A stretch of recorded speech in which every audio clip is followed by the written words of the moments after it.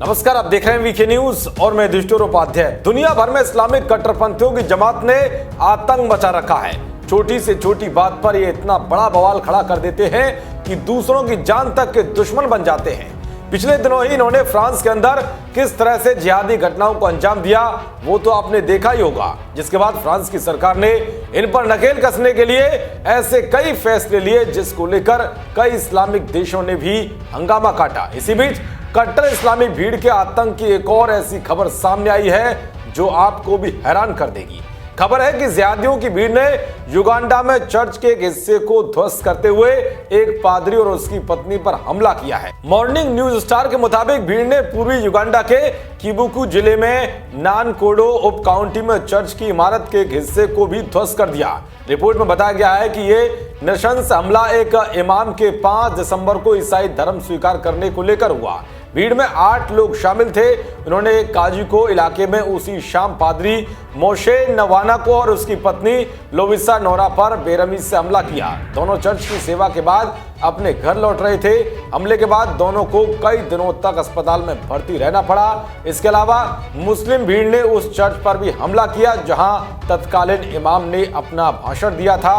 उन्होंने छत, खिड़कियां, बेंच और दरवाजों सहित चर्च के कुछ हिस्सों को ध्वस्त कर दिया। जानकारी के मुताबिक कोरोना वायरस महामारी के दौरान पादरी लोगों को मुफ्त मास्क बांट रहे थे और अपने अनुयायियों से यीशु मसीह के बारे में बात कर रहे थे। इसी दौरान पूर्व इमाम की पादरी से मुलाकात हुई। इमाम के ईसाई में परिवर्तित होने के बाद चर्च के सदस्यों ने उन्हें और उनकी पत्नी को सुरक्षा चिंताओं के कारण 10 दिसंबर को एक अस्थायी सुरक्षित घर में स्थानांतरित कर दिया गया। जैसे इमाम के धर्म परिवर्तन की घोषणा हुई तो कट्टरपंथियों की भीड़ ने पादरी की पिटाई शुरू की। उन्होंने लाठी और नुकीली चीजों से उनके सिर, पीठ और छाती पर वार किया। पादरी की पत्नी जोर जोर से चीखने लगी। इसके बाद हमलावरों ने उन पर भी छड़ी से हमला किया, जिसमें पादरी की पत्नी की छाती और पीठ पर कई चोटें आई हैं और हाथ भी टूट गया। जानकारी के मुताबिक चीख पुकार सुनकर ईसाई पड़ोसी उनके बचाव के लिए दौड़े।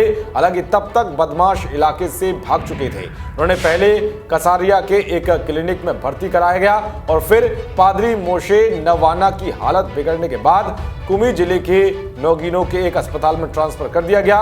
पादरी की पत्नी और उनके 8 बच्चों की मां नोरा 8 आरोपियों में से 4 की पहचान कर पाई है। घटना के बारे में जानने के बाद चर्च के एक वरिष्ठ पादरी ने कहा है कि उन्हें भविष्य में इस तरह के और हिंसक हमलों का डर है। इसी बीच नोरा अपने मेडिकल बिलों का भुगतान करने और चर्च की इमारत की मरम्मत के लिए पैसे जुटाने की उम्मीद कर रही है। बता दें कि पिछले दिनों ही उत्तर प्रदेश के रायबरेली में भी मुस्लिम धर्म से हिंदू धर्म में घर वापसी करने वाले एक परिवार को जिहादियों की भीड़ ने घर में बंद कर जिंदा जलाने की कोशिश की थी। उसके घर को बाहर से बंद करके आग के हवाले कर दिया था। जैसे तैसे परिवार जान बचाने में कामयाब हुआ। तो इस तरह से जिहादियों की भीड़ लगातार आतंक मचा रही है। देश और दुनिया की तमाम खबरों को पाने के लिए देखते रहिए वीके न्यूज। नमस्कार।